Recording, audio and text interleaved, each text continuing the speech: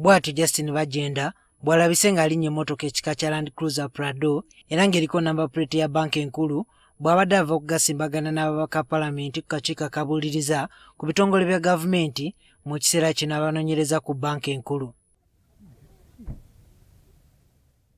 Ono era alabiddwako n'abakuumi kyokka ebiragiro bya Palamenti bwe biba byakugobererwa guno gwandiba omulundi ogusembayo okutambulira mu bitibwa bwe biti. Olwaleero ababaka ku kakiiko ka Kosase balagidde banka enkulu ejje ku Bagenda abakuumi abasasulwa banka eno ssaako mmotoka ya banka mwatambulira kubanga takyali mukozi waabwe oluvannyuma lw'okuwummula. Today should be the last day Mrs. Bagenda is using the property of Bank of Uganda and we are revoking the decision of your board.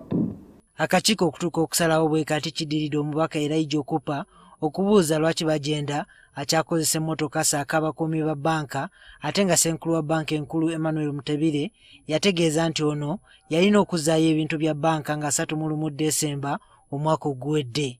Told us because the governor told us that they had given her to be still using the car when the bodyguard up to 31st December. But for now, Mrs. Bagenda to come here and say it's only for picking her for purposes of attending the Kosase meeting. This is a contradiction.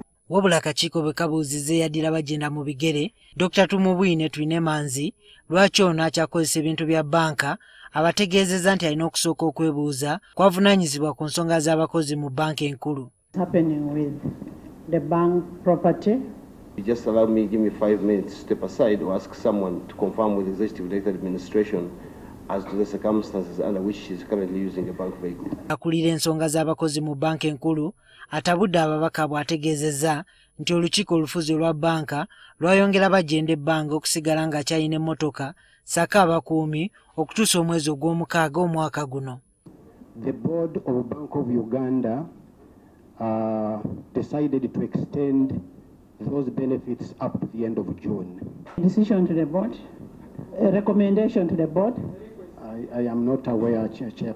Kigambibwa Bagenda okusigala nga kyakozesa emmotoka n'abakuumi ba banka kyagendererwa okunyweza ebyokwerinda bye. Security threats, even for members of parliament here, they inform the speaker writes to IGP. IGP does the assessments and provides the security. Era gye biggweeredde ng'akakiiko kalagidde Bagenda obutaddamu kukozesa mmotoka oba ekintu kyonna ekyekuusa ku banka enkulu kubanga yawummula obuweereza bwe eri eggwanga. Ssaako n'okulagira abaddukanya banka okutegeeza akakiiko ssente ze baakasaasaanya ku Bagenda bwe kyawummula emirimu gya banka. The person who made a decision of extension from first to date, we need a financial implication and we will recover that money from that person. Olwaleero akakiiko lwe kamaliriza okukunya abakulu okuva mu banka enkulu era nga wiiki ejja kagenda kusisinkana abaali bannannyini ba banka ezaggalwa n'okutundibwa.